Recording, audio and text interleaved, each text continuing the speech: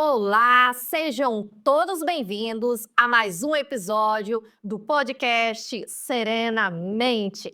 E hoje estamos com uma convidada duplamente especial para mim. Além de ser uma profissional incrível, também uma pessoa que eu tenho um carinho muito grande. É isso aí, gente. Para que você não perca nenhum desses episódios, eu vou passar as nossas redes. No YouTube, @serenamente.podcast. No Instagram, @podcast.serenamente. TikTok, serenamente.oficial1. E agora uma novidade, a gente também está no Spotify como Serenamente. Isso aí.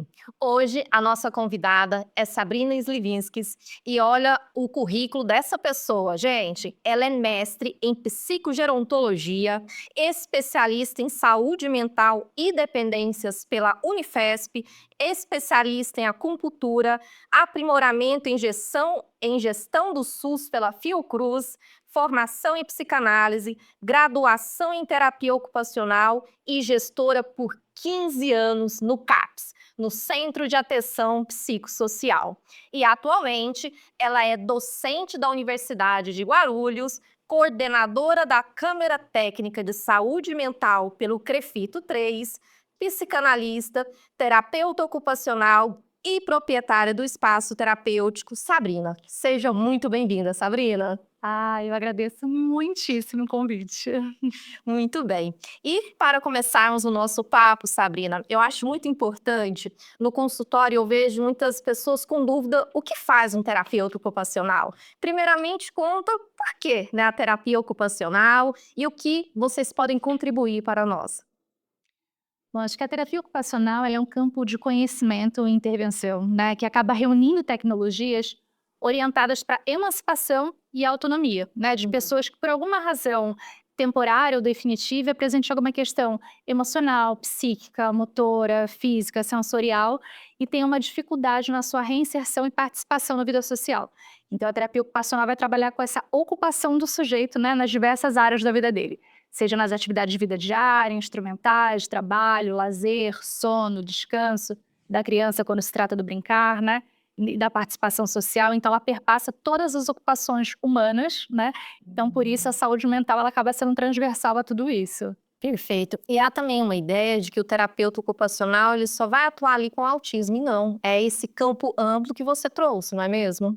São vários eixos, né, de atuação, então, em todos os ciclos de vida, desde a infância, né, até a terceira idade, e ela perpassa tantas questões da saúde mental, questões sensoriais, não fica atada a um diagnóstico específico, né, mas sim a condição do sujeito quando algo no cotidiano dele está interrompido por alguma limitação, temporária ou definitiva. Isso é fundamental, porque a ideia de que a ideia do nosso podcast é levar o conhecimento sobre saúde mental, né? E a terapia ocupacional tem um papel fundamental. E, infelizmente, temos poucos terapeutas ocupacionais, né? Quantas vagas em aberta e falta profissional. E uma especialidade extremamente importante, porque a ideia nossa é a quebra do estigma, né? Que existe sobre a saúde mental. Eu digo que tem dois estigmas: o estigma social, que é, né, o preconceito do outro para quem tem um transtorno mental, e um talvez até pior, que é o autoestigma, que a própria pessoa, né, ela se acha inferior por ter ali um diagnóstico. Você percebe muito disso no seu dia a dia? Muito, né? E uma das minhas linhas de pesquisa, que inclusive foi do mestrado, fala sobre isso exatamente, né? Como que a autopercepção do sujeito em relação à sua vida, de uma forma geral, impacta na sua qualidade de vida, né? Porque todas as pesquisas falam que quanto pior a sua autopercepção, pior imediatamente a sua qualidade de vida, né? Então essa correlação é imediata. O como a gente se enxerga, o como a gente se vê no mundo, vai impactar na forma como a gente vive a vida. É. E uma coisa que eu acho muito importante, sempre bater nessa quebra do estigma, é para não voltarmos em tempos tão tenebrosos, igual foi o período dos manicômios. E eu sei que você é muito engajada, né? Vai às passeatas. Explica um pouquinho para nós, para quem está em casa, o que que acontecia nesses manicômios e o porquê dessa luta antimanicomial. Eu sempre falo, né, que no Brasil não existe prisão perpétua, mas para quem tinha transtorno mental, sim, Sim. sempre houve, né. Então, as pessoas entravam nos hospitais psiquiátricos, nos hospícios, manicômios, como eram os nomes antigamente, e era uma passagem só de ida, né? A ideia não era ter uma alta, não era ter um tratamento digno, né? A ideia era só a segregação, para que essas pessoas não incomodassem de alguma forma a sociedade de uma forma geral, né?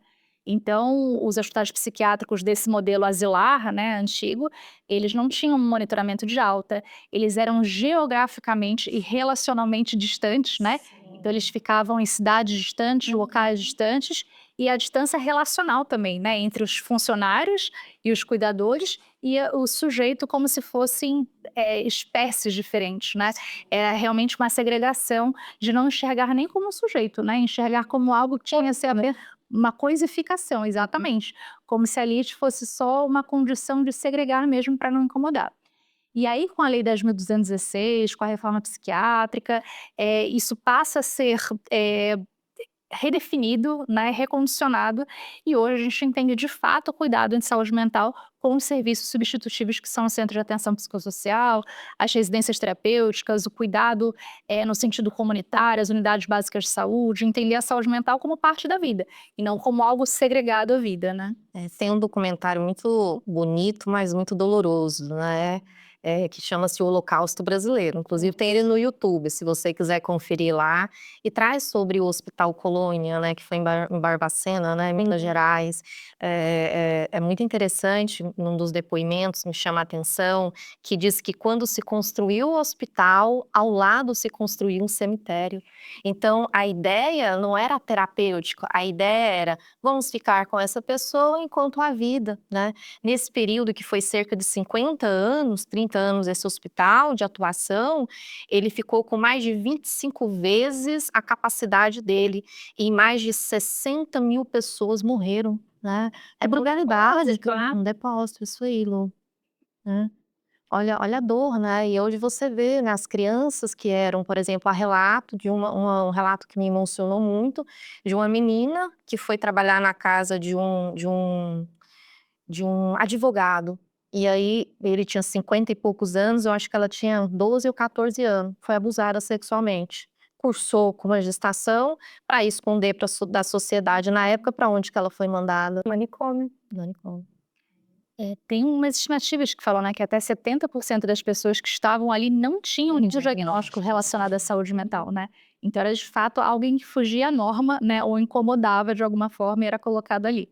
E isso, né, dele ser lá em Barbacena, no Hospital Colônia, tinha uma linha de trem, né, férrea muito grande e a última estação era o Hospital Psiquiátrico, né, de Barbacena. Então, quem chegava até essa última estação ou era alguém funcionário, né, que ia trabalhar, ou era alguém que realmente era uma passagem só de ida, era a última vez que passaria por ali, porque de fato não sairia mais dali. E os diversos tipos de abuso que aconteciam lá, né, dos mais diversos, psicológicos, castigos, né, foi desobediente, vai para o eletrochoque, não como um tratamento, né, mas como ali uma pensão, um corretivo, né. Por exemplo, Sabrina, no período que nós trabalhamos ali no CAPS, você com 15 anos, né, de experiência, sempre ouvíamos aquela história: "Vamos internar, pede para internar". E aí algo que me chama muita atenção no CAPS, às vezes eu olhava ali o histórico do paciente, novinho, 20, 25 anos, 30 internações, 20 internações. Conta um pouquinho para nós, como que funciona, né, essa questão da internação, os tipos de internação que tem, para conscientizar as pessoas, porque tem aquela tendência de querer voltar a essa doutrina do aprisionamento dos pacientes com transtornos mentais, né? Eu acho que dentro da nossa visão da luta antimanicomial é importante a gente quebrar o manicômio, geograficamente, fisicamente falando, mas os nossos manicômios internos também, né? Essa ideia de colocar o outro sempre tutelado à nossa vontade, ao que a gente acha que é correto, ao que a gente acha que é qualidade de vida, né? Então a gente tende a ter essa visão curativista, como se a gente tivesse que consertar o outro que está quebrado, né? Então ele não pode ter nenhuma manifestação sintomatológica, ele não pode aparentar nada de diferente, porque senão ele tem que ser internado, né? É uma internação indiscriminada. Então, algo incomoda, algo foge à norma, a ideia não é pensar o cuidado, é só tirar do convívio, né? E aí a gente volta a essa lógica asilar, né? Então, acho muito importante quando a gente pensa na questão da luta antimanicomial, dessa desconstrução, dessa visão asilar, é pensar o sujeito na vida real, né, circulando, estando junto, a gente só quebra o estigma fazendo junto, né? Então essa desconstrução é extremamente importante, senão a gente acaba fazendo de novo essa ideia do internar involuntariamente a todo custo, ou internar compulsoriamente, que as pessoas acham que a internação compulsória não precisa, né, de uma questão da judicialização da saúde, enfim. Então desconstruir mesmo a ideia que é possível cuidar do outro sem necessariamente segregar o outro para todo sempre, né? Querer colocar todo mundo numa caixinha, né, padronizar, né, produção em série. Tem uma brasileira, eu conheci a história dela quando eu fui ao museu em Curitiba, do Oscar Niemeyer. Eu não conhecia a história dela. O nome dela é Estela do Patrocínio. Nossa, que história linda, né? Quando eu cheguei ao museu e vi a história dela, eu não queria saber de mais nada. Eu queria ficar ali ouvindo sobre a história dela. Uma mulher que de várias formas ela estava vulnerável. Primeiro, mulher, né? Já começa por aí. Mulher, negra, baixa classe social. A história conta que aos 21 anos de idade ela foi recolhida pela polícia, isso no Rio de Janeiro, ela é carioca. Ela foi recolhida pela polícia e levada ao hospital, talvez estava agitada, né, psiquicamente. E ela foi internada aos 21 anos e permaneceu por 30 anos em um manicômio.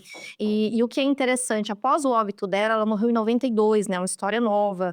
Ela foi consagrada poetisa brasileira, né? Então, assim, por quê? Ela escreveu livros porque as pessoas que estavam lá começaram a perceber, ela tinha um diagnóstico de esquizofrenia. Ela tinha os desvaneios da esquizofrenia, mas ao mesmo tempo ela tinha uma poesia muito grande, né? Então, das pessoas que estavam ali, eles tiveram essa sensibilidade para ver o lado poético dela e livros foram escritos, né? Então, o que eu quero dizer que é muito importante para você aí de casa, que às vezes recebe um diagnóstico de transtorno mental e acha que a vida acabou, que você não pode produzir ou nada. Não, você pode sim e você pode conquistar o local que almeja. Quantos artistas nós temos? Vamos falar aí de Van Gogh, né? Vamos falar do autor O Grito, né? Que são pessoas fantásticas e que tinham o diagnóstico de um quadro mental, não é mesmo, Sabrina? Acho que é excelente você falar sobre isso, né? A gente tem Arthur Bispo do Rosário, que é um outro exemplo, né, de um artesão incrível que fez peças lindas durante seu período de internação, né? E acho que a gente tem aí uma representação brasileira, Anísio da Silveira, né? Que foi muitos anos no Hospital de Engenho de Dentro e ela transformou pessoas que estavam ali dentro, sujeitos invisibilizados, né, pela questão da cultura asilar, transformaram, né, em verdadeiros artistas, né, Adeline, enfim. Então eu acho que essa transformação do sujeito, quando você deixa a potência surgir, a gente enxerga o sujeito e não enxerga essa nulificação do ser, né, depositado em um lugar asilar, manicomial, segregador, né?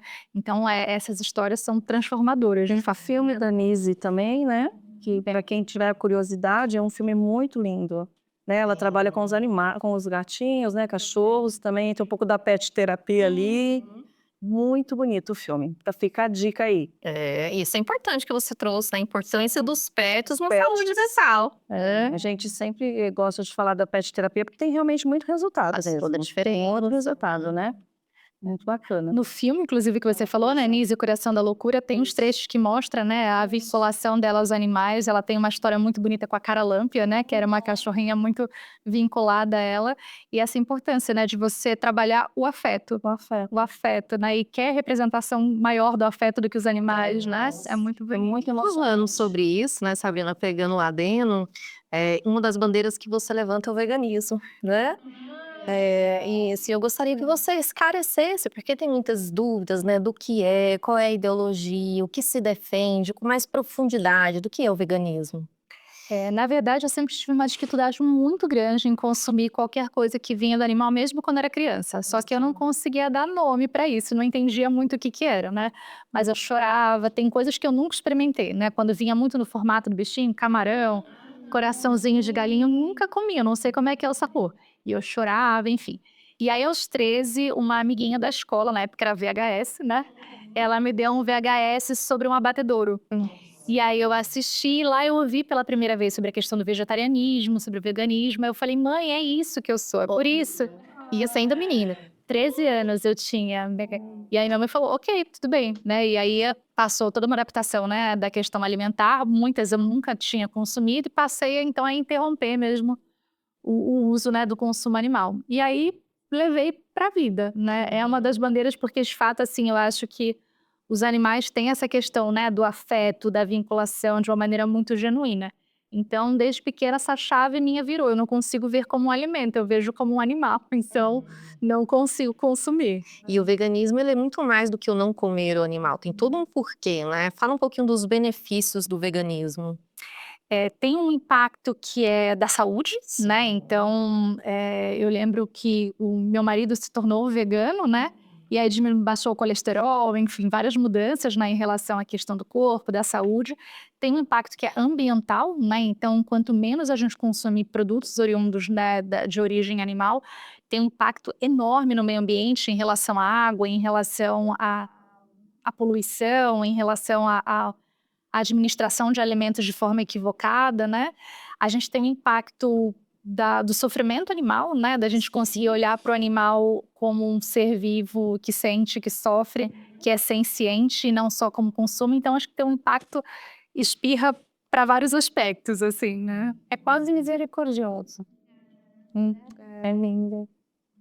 E além da questão do veganismo, né, Sabrina, um outro ponto também que eu admiro muito é a sua capacidade gestora, né? Tive o privilégio de conviver durante um período, e aí durante 15 anos sendo gestora em áreas de extrema vulnerabilidade. Primeiro, quando falamos em saúde mental, já é um nicho, né? Quer dizer, saúde é um nicho, saúde mental outro nicho. Falou em dependência química, meu Deus, é o recorte do recorte, né? Então, assim, nesse período, né, que você foi gestora, quais os maiores desafios que você enfrentou como gestora? Porque nós vemos o Sistema Único de Saúde, o SUS, né, no papel é a coisa mais linda, né? Então ele traz os princípios da integralidade, da equidade, da universalidade.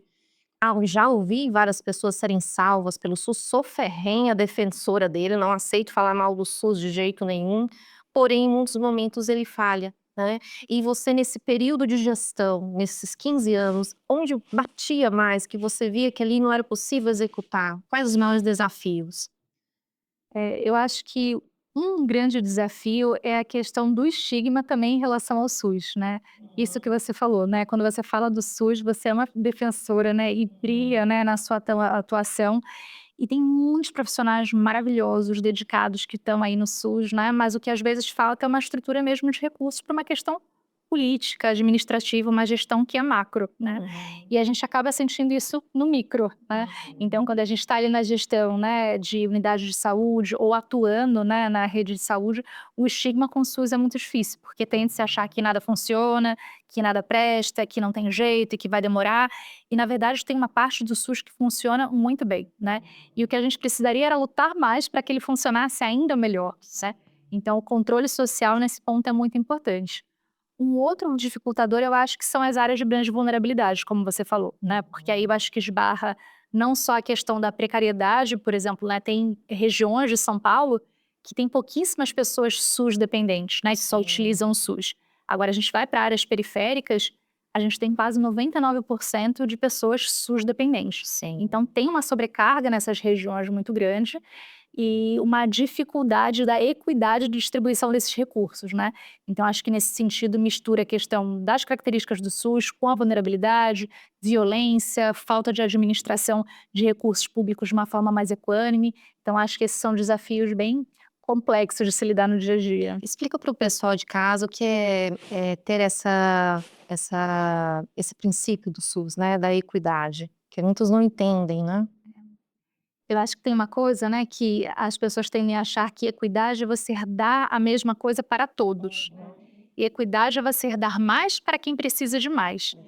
E acho que esse é um desafio muito grande da gente desconstruir. Então, quando a gente olha para pessoas que estão numa situação, por exemplo, de miserabilidade, são necessidades diferentes. A gente pensa, por exemplo, na estatística do Itaim Bibi e do Itaim Paulista, né? O Itaim é o mesmo, mas o sobrenome faz muita diferença.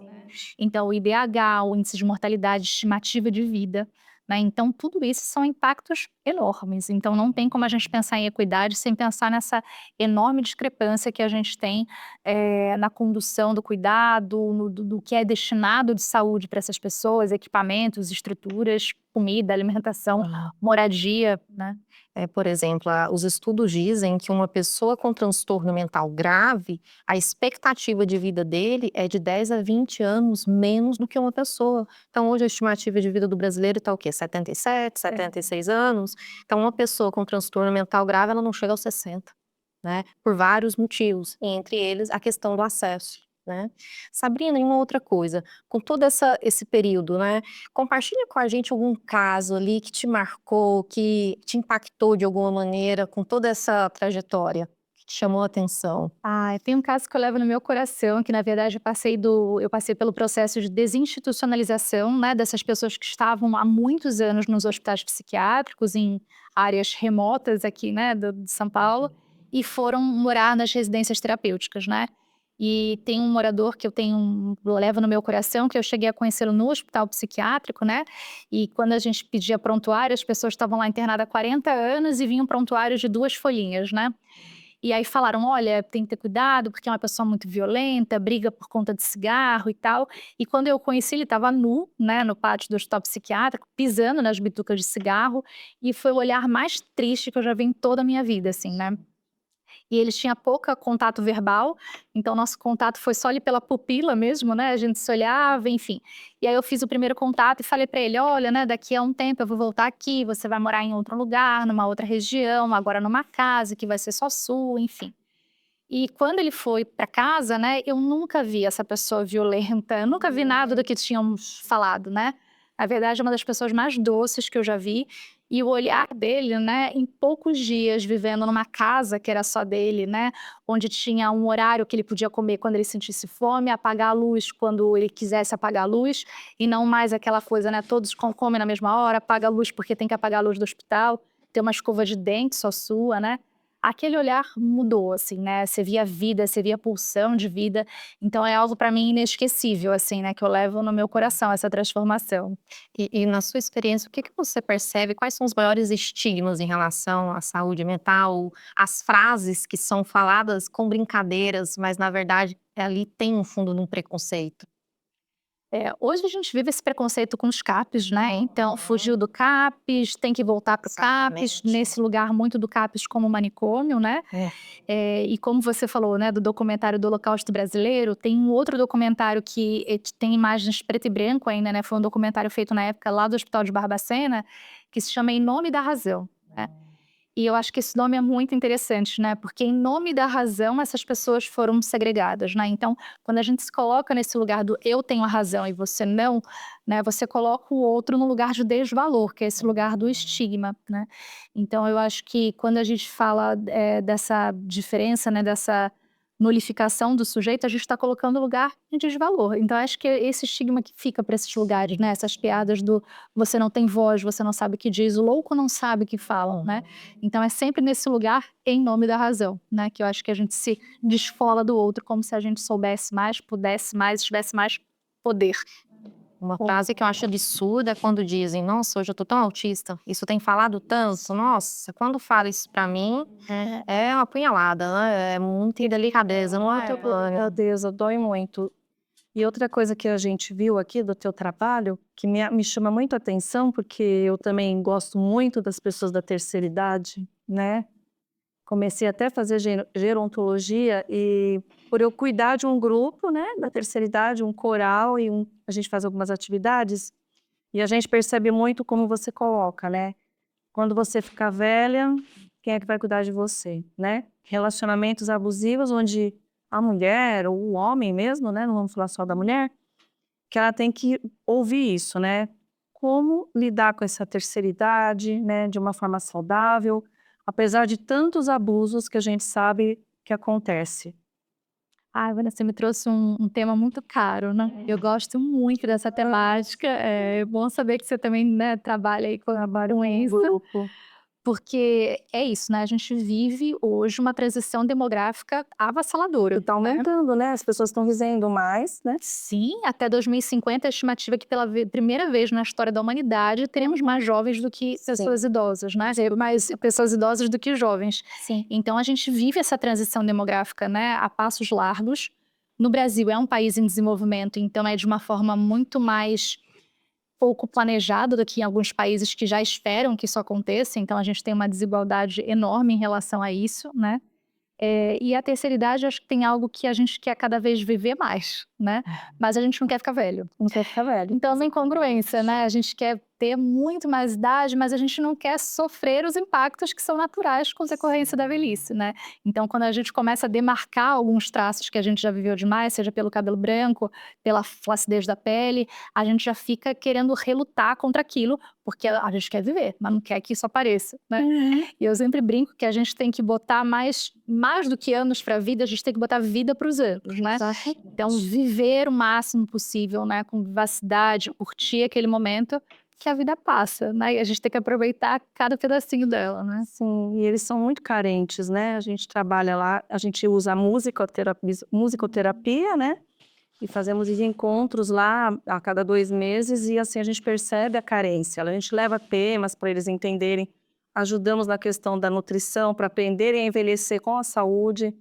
E isso é muito importante, né? Porque é uma fase onde a saúde mental, se você não tem ali alguém para estar ajudando, estruturando, a pessoa, ela, é isso que ela falou, ou ela vai ter ela vai envelhecer, né? Sem a qualidade, com sofrimento, né? Mas a gente pode fazer isso diferente, não é? E eu acho que a gerontologia é uma coisa muito legal que tem ajudado muito e a gente precisa olhar para essas pessoas com carinho, né? Eu acho que eles são pessoas muito gratas até, quando a gente consegue atingir ali o coração deles e eles percebem que alguém se importa, né? Cuidado, né? E acho que nesse sentido, né, olhando aqui para vocês e para esse programa, né, que tem essa marca também do feminino, a gente vive uma feminilização da velhice, né? Então a gente tem muito mais mulheres aqui no Brasil, né, envelhecendo do que homens, chega até uma proporção quase de 80 homens, né, para 100 mulheres. Então é uma importância que a gente precisa colocar uma lente de aumento. Ao mesmo tempo, a gente vê cada vez mais produtos voltados para o envelhecimento do homem e não tanto para da mulher, né? Então é uma marca aí significativa, né? Quando a gente vê isso desde do primeiro desenvolvimento da mulher, né? Os anticoncepcionais são para a mulher, né? Mas os produtos para virilidade são para o homem, né? Então esse é algo a ser colocado aí com uma lente de E aumento. aí vem a cobrança da mulher, poxa, você não é mais a mesma, né? Mas não tem os mesmos cuidados. E aí vou dar uma pausa, aproveitar para pedir para você compartilhar o nosso vídeo, nosso podcast. Vocês estão vendo aqui que o tema é bem legal. Já vou mandar um beijo pro Amor à Idade, que é meu grupo. Beijo para eles, que elas acompanham, tá? São pessoas maravilhosas e que vocês não deixem de passar as nossas mensagens aqui para mais pessoas, porque isso aqui é importantíssimo. Isso aqui é qualidade de vida. E Lu, quer falar um pouquinho? Sabrina, são 20 anos atendendo transtornos comuns, né? Quadros de transtorno mental comum. Quais são esses quadros e o que está contemplado dentro deles? Como é esse atendimento? Eu acho que hoje, quando a gente fala muito de transtorno mental comum, a gente pensa muito na depressão e ansiedade, né? E são marcos tanto no Sistema Único de Saúde quanto na saúde privada, né? A gente tem uma sobrecarga de uma forma geral para pensar essa condição.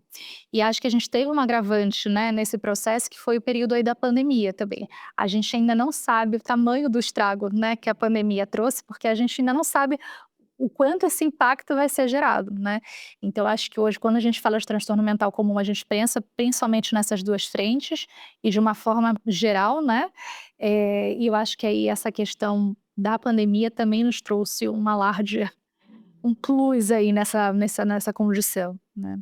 Como é que fica o tratamento, então, e o andamento disso? Porque a gente vê um aumento, né, dos quadros. Até mesmo quadros de abuso, quadros, né, de violência.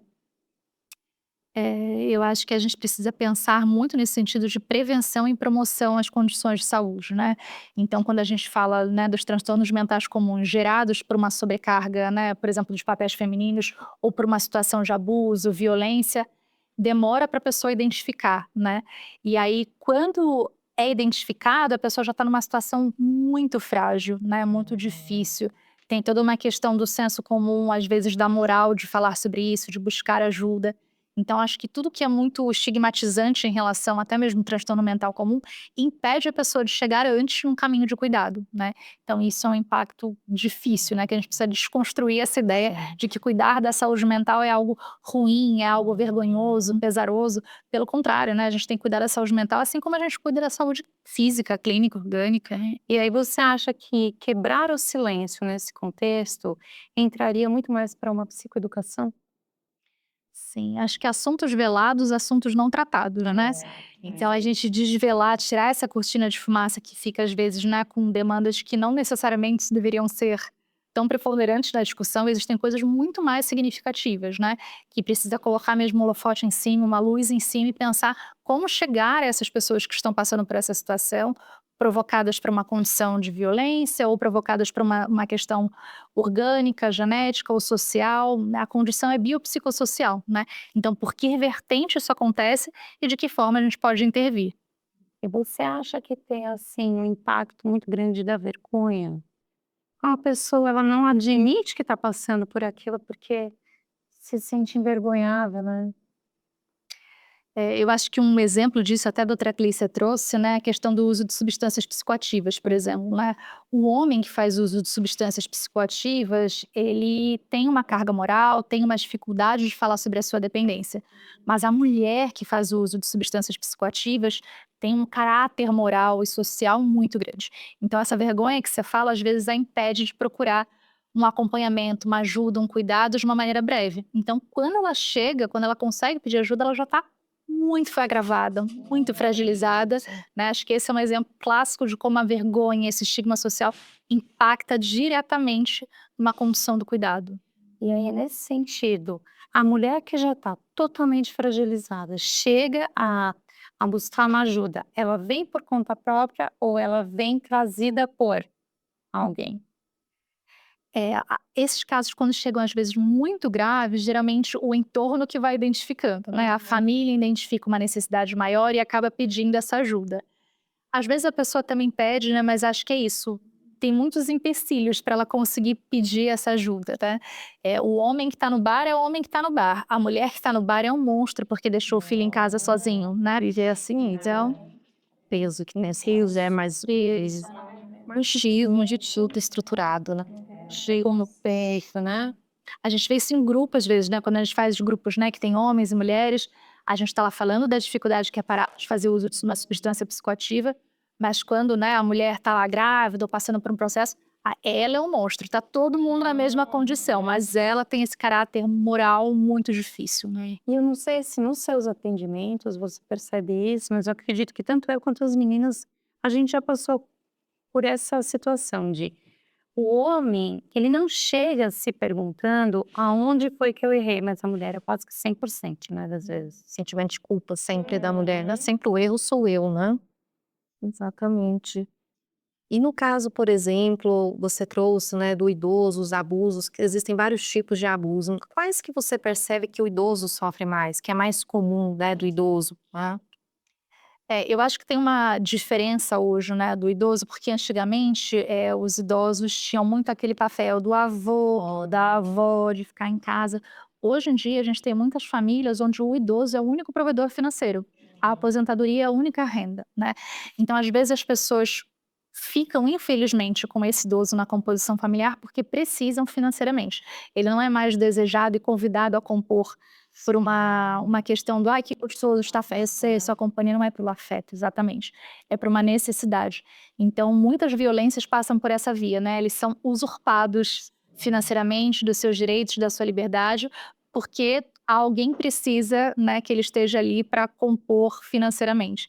Acho que isso é muito É desse do treino, né, é isso, não é? Que antigamente era muita violência do abandono, né, hoje a violência física também. Um outro ponto, Sabrina, que eu admiro também muito, é a sua tese de mestrado, né, é um olhar que você teve maravilhoso. Explica pra gente um pouquinho, né, o que foi esse trabalho, essa dissertação que você desenvolveu? Primeiro, eu queria te agradecer, porque a doutora Clícia participou de um dos encontros que eu fiz, né, no meu núcleo de estudo, como sempre maravilhosa. A minha pesquisa, ela foi com profissionais do sexo, né, idosas, né, então justamente o processo do envelhecimento para os profissionais do sexo ainda atuantes. Então, eu fiz uma pesquisa com 50 mulheres, num lugar de São Paulo, né, numa região bem urbanoide, bem central de São Paulo, onde a grande maioria das profissionais do sexo já são maiores de 50, maiores de 60 anos, né. Então a minha pesquisa era para pensar um pouco essa autopercepção e o quanto impacta na questão da qualidade de vida e saúde mental de uma forma geral, né. Então o que a pesquisa vai falando é que realmente, né, quem tem uma autopercepção mais positiva, tem uma melhor qualidade de vida, e quem tem uma autopercepção mais negativa de sua condição, tem uma pior qualidade de vida, né. E obviamente ali elas estão numa situação de muita vulnerabilidade, né. Primeiro porque é difícil ser mulher, segundo que é difícil ser uma mulher idosa, e terceiro que é muito difícil ser uma mulher idosa profissional do sexo, né. Então elas são invisibilizadas e estigmatizadas 3 vezes, né. É muito difícil. Então, para procurar saúde, para procurar cuidado, até para elas falarem sobre isso, então a grande maioria delas moram em áreas periféricas, mas trabalham em regiões centrais, porque elas não falam, né, elas omitem esse fato das suas famílias, dos seus companheiros, dos seus filhos, dos seus netos. A gente tem o estigma social que quando a gente vai nesses lugares a gente olha e parece que são senhoras conversando, cuidando dos netos, porque a gente não consegue ver alguém idoso no lugar da erotização, no lugar de vender o sexo como produto, né. Então tem toda uma dificuldade de fato enxergar essas mulheres enquanto elas são sujeitos, né.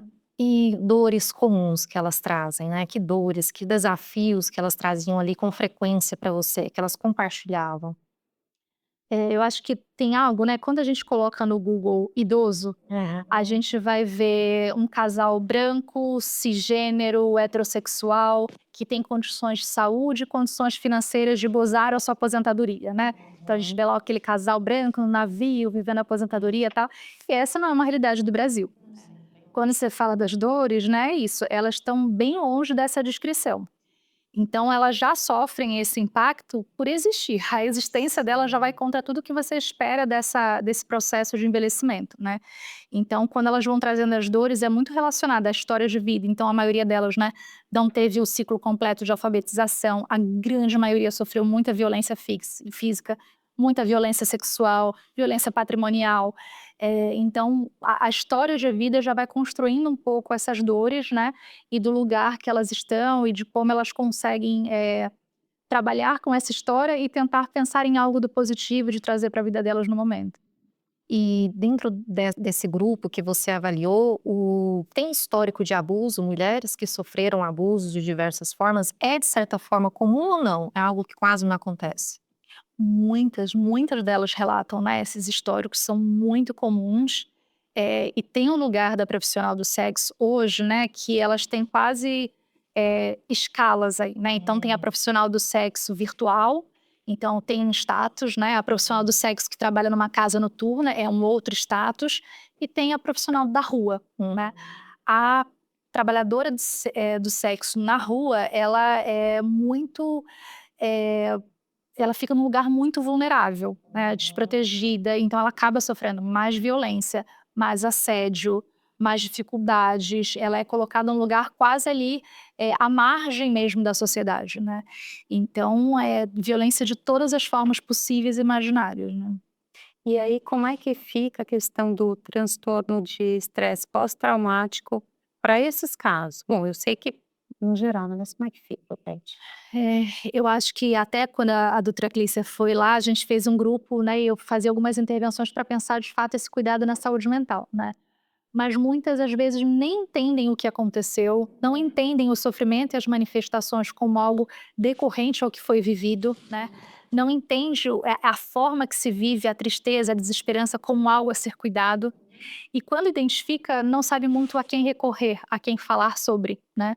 Então, muitas delas, né, em vários momentos do processo da pesquisa, falaram sobre ideação suicida, por exemplo, né, falaram do desejo de morte, da desesperança, de situações extremamente traumatizantes, né, que a gente poderia entender ali como um transtorno de estresse pós-traumático, mas não entendem dessa forma e não entendem que isso é algo a ser pedido ajuda, né?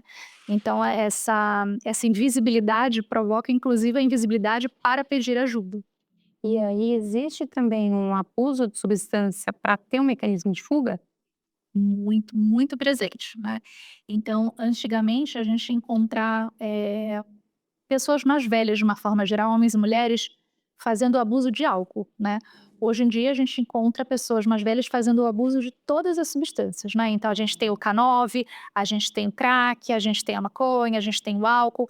Então, muitas delas fazem uso de substâncias psicoativas e hoje a gente não tem mais, né, essa coisa do álcool, mais voltado para um público de pessoas mais velhas. Não, hoje em dia todas as substâncias estão ali muito presentes, né. Sabrina, outra coisa que eu queria ver com você, essa questão de você acha que o transtorno mental ele vem porque a pessoa usa esses tipos de substâncias ou é o inverso, né? Porque eu fiz um estágio ali na Cristolândia, né? Fiz um tempo lá e a gente conversava com muitas pessoas, né? E pessoas bem, sabe? Você fala, não é possível que essa pessoa tá aqui, né?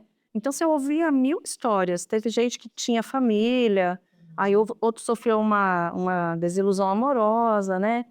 Então, assim, eu ficava me questionando, né? Eu falei, será que ele passou a usar essas coisas, estar aqui na Cracolândia devido a isso, ou era o inverso? Você, na sua experiência, né? Você consegue dizer pra gente mais ou menos isso? Não consigo, acho que é muito multifatorial, né. Então acho que tem algumas coisas que a gente consegue encontrar marcadores mais hereditários, né, mais da história de vida, mais sociais, e às vezes é um encontro ali do sujeito com a substância que Porque a causa. gente fica pensando, né? O que que leva a pessoa a vir aqui pra rua? Eu fico pensando, sabe? Eu falo, poxa, a pessoa tinha tudo, uma pessoa estudada, né? De repente tá aqui. Mas é isso, tem a predisposição genética, o fator ambiental e tem transtornos mentais que são mais comuns, né, que aumenta a possibilidade de uma dependência. Então, por exemplo, uma pessoa deprimida, é muito fácil ela ir para o álcool, né. Uma pessoa que tem transtorno bipolar, transtorno de personalidade histriônica, borderline, TDAH, para drogas estimulantes, né, porque eles já buscam esse pico muito grande. Então eu vejo que ter um transtorno de base aumenta muito. Não é necessariamente, assim, necessariamente ser um dependente químico, ele tem que ter um transtorno mental de base? Não. Não. Mas é muito comum que tenha. E nesse ponto, Sabrina, explica para o pessoal de casa, né, o que seria a definição de uma dependência química? Quando que uma pessoa que ali está fazendo uso de uma substância, ela, opa, isso aqui tô perdendo a mão. Defina aí pra gente, para quem está em casa, ficar alerta, hein? Eu acho que tem uma definição, né, que é muito para profissionais de saúde, né, então se a gente pega o CID, o DSM, né, e tem algo que é da nossa vivência do dia a dia, né, do senso comum. E eu sempre brinco, né, até com os meus alunos, que quando a gente está muito apaixonada, pode chegar alguém e vai falar assim: "Essa pessoa não serve para você, essa pessoa está te fazendo mal, essa pessoa está te levando para o buraco, lá, lá, lá, lá, lá, lá". Quando a gente está muito apaixonado, é difícil a gente enxergar isso, né. Por mais que o outro tá ali falando, a gente não consegue identificar. Com a substância é a mesma coisa, né, quando você está numa fase ainda muito apaixonado, muito em lua de mel com a substância, pode chegar todo mundo ali em volta e falar: "Olha, tá te fazendo mal, tá fazendo isso, tá fazendo aquilo, saúde, emprego, esposa". Não adianta, quando ele está muito apaixonado, é difícil. E aí, só depois, quando a gente começa a ter perdas, né, tanto no relacionamento quanto com o uso de substâncias, né, seja saúde, emprego, relacionamento, aí começa a acender uma luz que talvez precise um pouco de ajuda. Então, acho que se fosse para definir de uma maneira bem senso comum, seria isso, né? Quando a gente identifica que, de fato, o uso da substância está trazendo um impacto para a vida, né? Um impacto nocivo para a qualidade de vida. Então, quando você começa a deixar de fazer as coisas que você fazia, começa a sentir prazer único e exclusivamente com o uso da substância, né? Então, acho que tem alguns sinais aí, alerta, que vai começando a trazer um impacto para o cotidiano mesmo, para a rotina. Aí é um sinal de alerta. E tem muito aquela versão em saúde mental já tem um estigma, no dependente químico muito mais, né. Então, às vezes a pessoa olha ali uma pessoa alcoolista, um dependente químico, né, a gente vê as drogas da família K, né, e diga: "Ah, é uma pessoa que não quer sair, é uma pessoa descompromissada", né, e usa até outros termos muito mais pesados, mas não, entender que a dependência química é uma doença crônica, né, e tem etapas nesse tratamento. Então, às vezes a pessoa pensa: "Ah, vou parar e não vou ter nenhuma recaída ou lapso", né. Explica pra gente o que que é um lapso, o que que é uma recaída, se isso é normal acontecer, se faz parte do tratamento. Eu acho que nesse sentido, né, quando a pessoa faz aí o uso de substâncias, né, em algum momento consegue interromper esse uso, as pessoas ficam muito na expectativa do parar de usar, né. Em alguns casos isso é muito possível e incentivado, né. Em outros casos, é importante começar talvez por uma redução de danos até a pessoa conseguir de fato equalizar aquele uso na vida dela. Por exemplo, quando a gente chega em pessoas que estão em situação de rua usando de uma maneira muito intensa, muito vulnerável, né.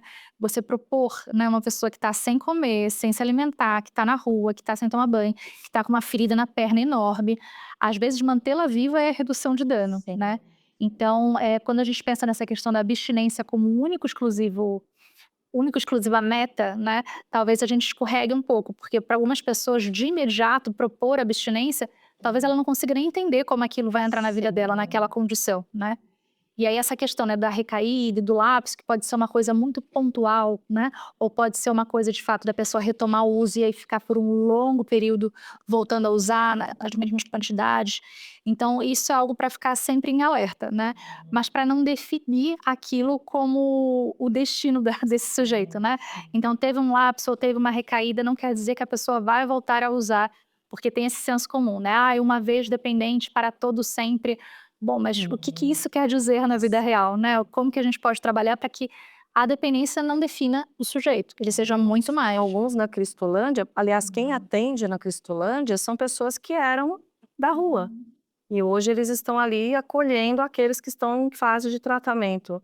E lá eles tomam banho, né? Eles têm meio que um suporte, porque eu acho que a dificuldade é essa. Quem está nessa situação de vulnerabilidade, ela não tem rede de apoio. O que que você vai fazer? Que nem a Sabrina falou. Vai ficar na abstinência e como que vai ser tratado isso aí? Vai ficar jogado ali na abstinência? É difícil, né? E lá na Cristolândia eles tentam fazer alguma coisa para dar um suporte ali. E muitos, né, eu fiquei até feliz de ver que hoje estão lá trabalhando para ajudar, né. Então existe sim, né, uma forma, mas tem que ter um caminho aí, né. Para uma pessoa que você percebe que esteja, né, no uso de substâncias, "Nossa, entendi que estou dependente químico", quais as orientações que você daria para essa pessoa começar a buscar ajuda? Que comportamento, o que que eu posso fazer para tentar me livrar um pouco do álcool, do uso, que ambientes, que orientação para quem quer buscar ajuda? É, acho que até antes de pensar na questão, né, de que caminho, tem uma coisa que é o prazer, né. O prazer ele está muito ligado à questão da dependência de uma forma geral. E aí tem toda uma questão moral em cima disso, né. Então, eu não vou ajudar essa pessoa porque ela usa porque ela quer. Então quando eu tenho um problema gastrointestinal, as pessoas entendem. Quando eu tenho um problema ortopédico, as pessoas entendem. Mas quando eu tenho um problema que é relacionado ao meu prazer, e já é uma questão que você escolheu, né. Ismo. Então você desconstruir essa ideia, né, de que não é uma vinculação única e exclusiva ao prazer, né, e que a pessoa de fato tem questões ali que precisam ser cuidadas, já ajuda a pessoa pelo menos a identificar que: "Opa, ok, eu consigo pedir ajuda de alguma forma", né. Então identificar também que outros prazeres são possíveis de colocar na vida, porque às vezes a relação tá tão dual ali, ele a substância e ele, que é difícil você colocar outras coisas, né. Lidar com o outro é difícil, lidar em comunidade é difícil, mas com a substância é fácil, né. Então, como que a gente vai começar a colocar outros elementos nessa história, outros atores, né, seja famílias, relações do trabalho, prazer, se sentir bem. Então acho que esse já é um caminho para quem começa a identificar que está só ali na relação, ele a substância ele, colocar outros elementos nessa história, né. E aí se permitir o caminho de cuidado. Tem até aquela pesquisa, né, do Bruce Alexander, que ele faz uma pesquisa com ratos de laboratório, né? E aí o ratinho tem lá a água com a substância. E aí ele começa a identificar que muitos ratinhos vão só na água com a substância e muitos chegam até overdose, chegam a vir a óbito. E depois ele faz, né, uma pesquisa onde ele coloca um parque dos ratos. Então ele coloca os ratinhos, mas ele coloca roda gigante, ele põe fêmeas e machos, ele põe vários elementos de prazer, né? E não teve nenhum óbito e pouquíssimas pessoas ficaram só na água com substâncias. Porque eles tinham outras 1000 possibilidades, né? Então acho que a vida é um pouco isso, né? Se a gente for pensar o que outros elementos a gente coloca, que outras conexões, que ele fala do princípio da conexão, na vida, para não ficar naquela relação exclusiva com a substância, né? E outro ponto que eu vejo também, a família é muito importante nesse processo, mas algumas vezes ela atrapalha, né? Então, já me deparei com várias situações no CAPS, inclusive, né, em que várias falas de esposa, de mãe engatilhavam. Então, assim, o que você diria para uma pessoa que tem um familiar alcoolista, dependente químico, não fazer ou não falar? O que pode ser prejudicial para esse dependente químico? Eu acho que assim, a gente fala, né, que quando a gente joga uma pedra num lago de águas calmas, ali onde cai a pedra é um impacto maior, é o sujeito. Mas faz aquele monte de ondinha, né? Vai pegando família, vai pegando trabalho, tudo, enfim. Então, assim, as pessoas que estão convivendo com quem faz uso de substâncias também precisam de cuidado, né? É muito difícil, é muito sofrido, é muito dolorido você conviver com alguém que está ali se colocando em risco, sofrendo perdas, se machucando, se ferindo emocionalmente, fisicamente. Então, acho que nessa equação, né, do sujeito, da família, eu acho que todos precisariam de cuidado, né? Acho que quando tem uma coisa mais sinérgica ali entre eles é mais fácil, mais potente, né, pensar o cuidado. Acho que isso que você falou da gente entender, né, que é um problema sério, que é uma doença, é muito importante falar, porque é exatamente assim, as pessoas marginalizam, né, isso. É como se, ele merece estar assim porque ele escolheu isso, né? E não é assim. Existe um porquê daquilo, né? A pessoa tem alguma carência, alguma coisa que ficou mal resolvida e a pessoa está buscando ali. Eu vejo muito isso. A pessoa quer suprir algo, né? E de repente o que a pessoa está usando ali é um momento que ela está ali, ela consegue, né, extrair daquilo um prazer, mas a pessoa não é feliz, né? Ninguém é feliz numa dependência química. Então a gente tem que ter esse olhar de misericórdia mesmo, gente, porque é muito triste, sabe? Eu vejo, porque eu convivo com esse tipo de coisa, eu vejo como funciona e eu falo, gente, a gente não pode desistir dessas pessoas, né? Porque existe sim uma história, né? Não é safadeza, né? Como muitos falam, não, faz porque gosta, só pelo prazer. Não, gente. Tem uma dor ali. Você pode ter certeza Tem um que tem um sofrimento, né? sofrimento ali. E ter pessoas, né, como você se dedicam a isso, nossa, é louvável, porque geralmente as pessoas não querem se envolver, Sim. né? Não querem. E uma outra coisa que também eu acho importante ressaltar, né, Sabrina, que a gente vê até mesmo no ambiente de tratamento, a discriminação que há entre eles, né? Não, eu só uso álcool, né? Eu não sou droga pesada, não, né? E ter essa conscientização a respeito do álcool, né? O quanto ele é prejudicial. Tanto que o maior índice de óbito que nós temos é o quê? Pelo álcool ou pela substância química, né? Que nós vemos os pacientes que nós perdemos por doenças clínicas. Drogas Pelo álcool, lícitas, né? As drogas lícitas são piores, né? E sobre o álcool, assim, que conselho, né, que orientação você poderia dar às famílias, aos pais, né, às pessoas que fazem o uso, para ter esse cuidado? Ai, que colocação maravilhosa, né? Porque eu acho que é isso. Quando a gente. A dependência é o tipo de fenômeno extremamente democrático, né? Então, aquele juiz que está fazendo uso abusivo de uísque é o mesmo fenômeno daquela pessoa que está em situação de rua usando crack embaixo da ponte, né? Então, assim, é exatamente o mesmo fenômeno, mas às vezes a gente enxerga só o que está debaixo da ponte, né? Então, a questão do álcool, ela é muito minimizada, né? Por ser aceita culturalmente. Eu sempre, quando eu dou aula de uso de substâncias, eu sempre trago propagandas antigas de cigarro e propagandas antigas da bebida, né? Então a gente já teve garoto propaganda que era o Papai Noel, né? A gente já teve bebês fazendo propaganda de álcool para os pais consumirem, né? Que a mãe ia ter um sono mais tranquilo, enfim. Então a gente já consumiu isso como uma verdade, né? Então quando a gente olha hoje, né, e acha inadmissível, em algum momento já foi admissível, né?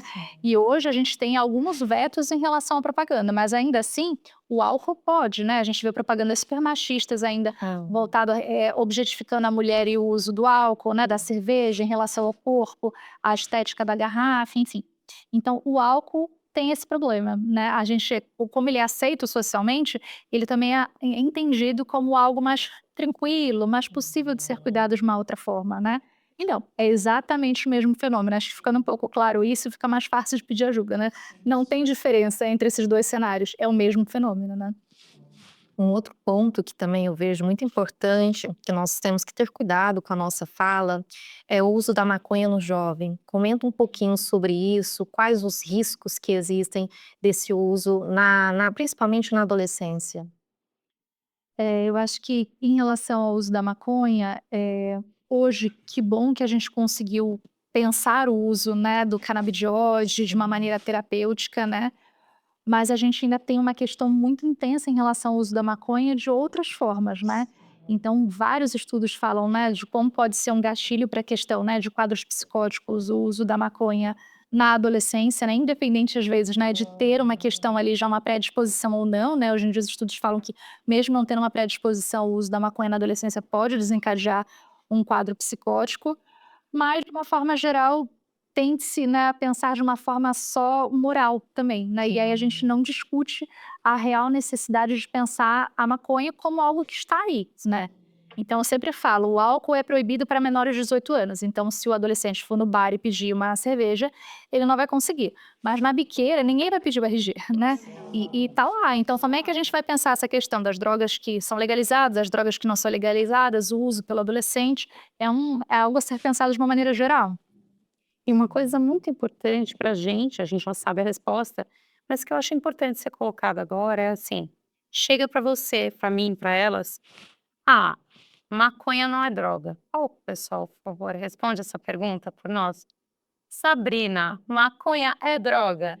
Na verdade, tem muitas drogas, né, que a gente não enxerga como droga. Então, o açúcar, se a gente for pensar na composição, tem várias questões ali, né? Então, o que a gente coloca como lugar dessa droga, né? E o que a gente entende por droga. Então, muitas coisas podem causar prejuízos, né? Muitas. Então, por exemplo, falei da situação, né, da maconha na adolescência que pode desencadear um quadro psicótico, mas vou falar das substâncias também não químicas, né?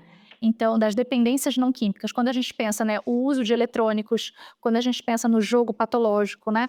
Também são fenômenos que estão aí, né? E quantos adolescentes a gente vê completamente ali dependentes de uma relação com os eletrônicos, seja do jogo, das relações virtuais, e que a gente também coloca ali de pano de fundo e não entende como droga, né? Que tem sido um prejuízo terrível, né, para Enorme. as crianças, adolescentes e até para adultos, né. Prejuízo terrível mental. Tanto que essa nova normativa proibindo, né, nas escolas, tem pais relatando que filhos estão com abstinência. Então o que que é? Você vê como exatamente, se causou abstinência, tem uma bandeirinha ali, né. Bem sério, né. Sim. E nesse período seu, né, Sabrina, de atuar em áreas tão delicadas, conta pra nós, assim, estratégias para você cuidar da sua saúde mental, porque o tempo todo ali sendo bombardeada de situações muito delicadas e dolorosas. O que que você faz, né? Compartilha pra gente aqui como atuar, né, na linha de frente, como você atua, e assim, né, dentro do possível, porque somos humanos, mas você busca ali o equilíbrio. Eu faço análise há muitos anos, né? E não tá nos meus planos jamais parar. Eu não esqueço. E com certeza, porque eu sempre brinco, né? Não dá pra gente carregar ninguém no colo se a gente tá com os 2 braços quebrados, né? Então a gente precisa de fato estar muito fortalecido, né? Cuidar da saúde mental, assim como cuidar da saúde física, da saúde clínica, porque, enfim, né? Somos uma coisa só. Então nunca deixe de cuidar da saúde mental. Isso não quer dizer que ainda assim, às vezes passamos por fases onde estamos mais fragilizados, mais sensíveis, mais adoecidos, porque faz parte da vida, né? Às vezes a gente está ali muito tomado pelo trabalho. Eu sempre falo, né? Se a gente não para, o corpo para a gente, né? Tem uma hora que fala, chega, Exatamente. para, né? Vai precisar olhar um pouco para isso. Então é importantíssimo se cuidar sempre, sempre, sempre da saúde mental. Eu não largo minha análise por nada. E tem ainda um preconceito para as pessoas procurarem a saúde mental, procurarem o atendimento? Tem muita, né, porque é isso, desde esse estigma, né, lá de trás da luta antimanicomial, né, de que é lugar de louco, então desconstruir esse lugar de louco, quantas vezes um estigma também, um medo de falar sobre si, né. "Mas eu vou falar isso para um estranho? Eu vou falar sobre a minha vida, mas por quê? Não, sobre os meus problemas eu falo em casa, eu falo para o meu amigo", como se fosse a mesma coisa, né.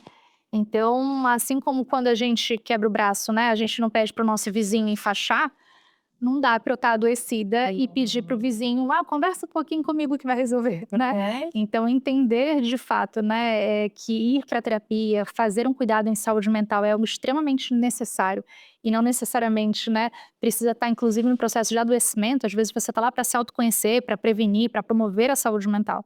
Acho que esse é um caminho que ajuda. E se a gente for para fala metafórica, a doença mental ela pode ser algo que contagia, porque eu vou igual aquela pedrinha no lago, né.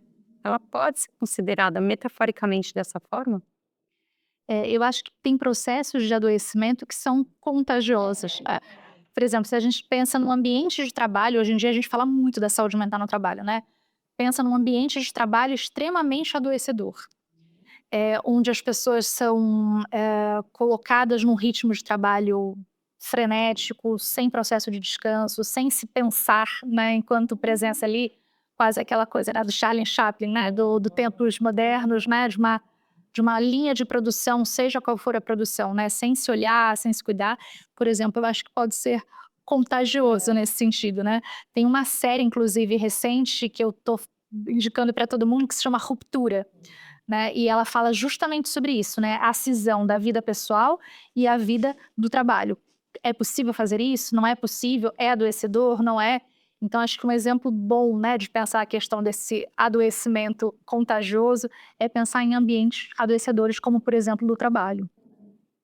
Ótimo. E, por exemplo, Sabrina, falando sobre esse ambiente de trabalho, quando uma pessoa ela consegue identificar que não está saudável, é só um período ali que eu estou me dedicando mais, ou não, já tornou-se patológico, já estou dentro de um quadro de esgotamento. Que indícios que essa pessoa dá?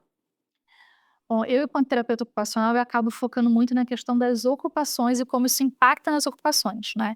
Então tem impactado nas atividades de vida diária, tem impactado nas atividades instrumentais, na participação social, no descanso e no sono, no lazer, na educação, no trabalho, né, no brincar, no caso da criança. Então impacta nesses eixos, isso já é um sinal de alerta para a gente pensar, né, se está impactando na rotina, está impactando no cotidiano, nas relações, alguma coisa a gente precisa colocar um alerta ali para entender o porquê que chega a impactar, né. É um adoecimento, não é um adoecimento, é uma fase, e obviamente não estou falando para patologizar tudo, né. Tem processos da vida que são processos que precisam ser vividos, né. Quando a gente perde, né, pensando no luto, né, desde perder alguém que a gente ama ou perder um emprego que a gente gosta, perder um animal de estimação, perder um vínculo, perder alguém pela distância, enfim, é um processo que causa um entristecimento, né, e nem por isso é algo patológico. Então acho que identificar o quanto impacta, o tamanho do impacto para a vida é um bom sinalizador, assim. Fantástico. E a pessoa identificou, o que ela pode começar a fazer de positivo, né? Que atividades positivas para ir quebrando esse ciclo? Eu acho que pedir ajuda, né, sempre é bom, né, e procurar um caminho de cuidado, né, seja um processo terapêutico, colocar outras coisas que são comprovadamente, né, positivas para esse cuidado em saúde mental. Então, fazer uma atividade física, circular socialmente, ter atividade de prazer, de hobby, que oxigene, né, aquilo que a gente falou antes, né, mais vida para os anos e não anos para a vida, né. Então acho que nesse sentido, né, como trazer mais vida para a rotina, para o cotidiano, já ajuda, além de fazer um processo terapêutico, pensar realmente um caminho de cuidado formal, né. Nós já falamos um pouquinho aí sobre arte e saúde mental, e você tem um quadro no seu Instagram que eu admiro muito, né? Que é Momento de Pausa. Você preparou alguma coisa hoje pra gente? Eu trouxe hoje um momento de pausa. Vamos lá para o momento de pausa, então. Então, fiquem atentos que agora vamos para um momento de pausa com Sabrina, especial para você hoje aqui no Serenamente. Preste atenção. Bom, eu trouxe hoje então o poema A 70 Quilômetros do Mar, da Bruna Mitrano, e a ideia é refletir um pouquinho sobre a questão da saúde mental e da vulnerabilidade social. A 70 quilômetros do mar. Moro a 70 quilômetros do mar. Moro a 2 horas e meia do mar. Moro a 2 ônibus ou 24 estações de trem e 11 estações de metrô do mar. Moro a tanta preguiça de ir até o mar. E aqui primeiro, né, a Bruna Mitrano, que é a escritora, ela vai dimensionando para o leitor o tamanho, né, da distância e a dificuldade concreta para ela conseguir chegar até o mar. E nisso ela vai quantificando, né, e qualificando os transportes que ela precisa usar para conseguir chegar até o mar, mesmo morando no Rio de Janeiro, né, que a Bruna Mitrano mora lá, que é farta, né, de praias. E aí depois ela continua. Mas todo dia piso nos 2 montes de areia da calçada do vizinho. E lembro que só esquece o mar quem mora perto do mar.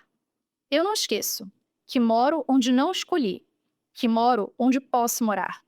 Às vezes à madrugada e faz silêncio.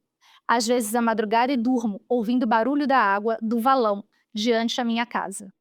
E acordo com a boca salgada nos olhos 2 montes de areia. E assim ela finaliza, né, com esse tom de sabor, falando que estando tão longe do mar e tendo como a única possibilidade de aproximação o exercício da imaginação, da areia do vizinho e a água do valão. E aí ela acorda com a boca salgada, né, e talvez aí por um dissabor de não ter um real encontro, né, com o mar, e os olhos cheios de areia. E aqui eu entendo como uma provocação, né, não só pela irritação que a areia provoca no olho, mas como um possível choro, né, um lamento por não conseguir estar perto do mar. E aí quando a gente pensa na palavra vulnerabilidade, né, ela vem do latim e significa ferida. Então, ou que pode ser ferido, né? Então, quando a gente entende as pessoas em vulnerabilidade, são pessoas que podem ser feridas de alguma forma. E a fragilidade é um enfraquecimento de possibilidades de agir diante de alguma situação que torna a pessoa vulnerável, né?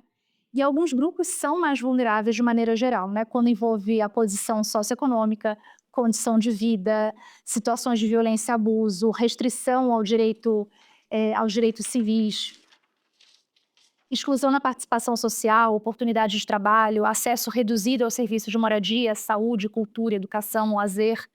Então, nesse sentido, a vulnerabilidade traz muito impacto para a saúde mental de uma maneira geral.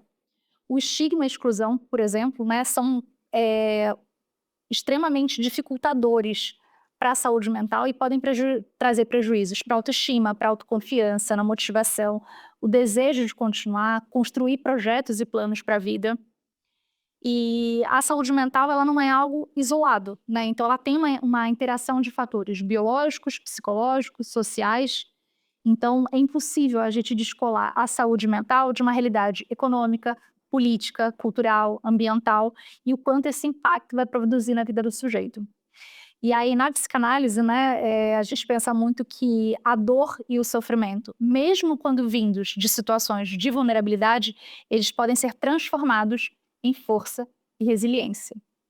Então, nesse sentido, cuide da sua saúde mental, procure espaços de cuidado, né? Acho que é isso, né? É maravilhoso, sim. E traz pra gente, Sabrina, a importância da poesia e saúde mental, né? Qual o impacto que tem a poesia, né, sobre a saúde mental? A Anísio da Silveira, como a gente falou no início, né, do programa, ela tem uma frase muito bonita que ela fala que os artistas e os loucos entram nas mesmas águas, só que só os artistas voltam, né? Então, eu acho que nesse sentido, quando ela produz saúde através da arte, a Anísio fez muito isso, né? Fez uma interlocução linda com Jung, de pensar as produções do inconsciente. A saúde mental, ela perpassa o tempo inteiro a arte, né? Que é a nossa possibilidade de enxergar além. Eu sou uma apaixonada, né, por poesia, pela escrita, pela pintura. Então, acho que as nossas manifestações, às vezes, são conduzidas mais facilmente, até pelo não verbal, do que pelo verbal. Então, eu sou uma defensora ferrenha da arte e como cuidado e saúde mental. Ótimo. Tá maravilhoso esse papo. Poderia ficar aqui a tarde inteira. Mas, caminhando para o fim, né, Sabrina, deixa um recado para o pessoal a respeito da saúde mental, o que fazer, no que você tiver aí no coração, para a gente conseguir ir quebrando todo esse estigma e levando conhecimento, levando saber, levando mais leveza, né? E diminuindo índices tão tenebrosos que nós temos em relação à saúde mental. Bom, eu queria agradecer a vocês pelo convite, né? E acho que eu estou aqui cercada por mulheres extremamente potentes, né? E aí acho que essa potência é um excelente caminho para pensar a saúde mental, né? Então, às vezes, quando a gente está mais fragilizado, encontrar alguém que tem essa potência para conseguir nos tirar um pouco desse momento de fragilidade, nos trazer força, essa outra pessoa em algum momento conseguir fazer o mesmo, né? Então, o estar em comunidade, o estar em sociedade é justamente cruzar as nossas histórias com o outro o tempo inteiro. Então, se a gente consegue encontrar bons pares aí nessa caminhada, nos fortalece e nos ajuda muito, seja para essas próprias pessoas nos ajudarem para esse caminho da saúde mental, quanto nos conduzirem a outro caminho de cuidado quando for necessário. Fantástico, lindo. E para a gente encontrar seu trabalho, né? Como que a gente faz? O seu Instagram? Meu Instagram é terapeuta.sabrina.slivinskis e tem o meu site que é terapeutasabrina.com. A gente vai deixar depois anotadinho, né? O nome é difícil, mas a gente vai marcar. E a gente quer agradecer você, porque você foi, assim, olha, sensacional. Foi uma coisa muito importante hoje você trouxe aqui, essa questão da vulnerabilidade, né, Cristian? A gente precisa falar muito mesmo, porque existe muito preconceito, né? As pessoas têm esse olhar muito cruel, não é? E eu acho que a gente precisa ter mais pessoas assim, que olhem para essas pessoas assim de uma forma diferente, mais acolhedora. E a gente vai te acolher com um presente. Sim. Pra não esquecer. Que a sua amiga aqui fez toda a questão de pensar. Ai, nossa, tá bom. That's all it que existe, que lindo. Ai, muito, muito, muito obrigada pelo carinho, pelo cuidado, pelo acolhimento. E é sempre um prazer maravilhoso ver e conhecer vocês. Ai, senhora, a gente ficou muito bem. E aqui sempre será o seu espaço. Sabrina, muito obrigada por esse brilho e que continue aí impactando tantas vidas igual você sempre fez. Muito obrigada. Ai, gente. Aguardem, gente. Vamos lá. Muito obrigada.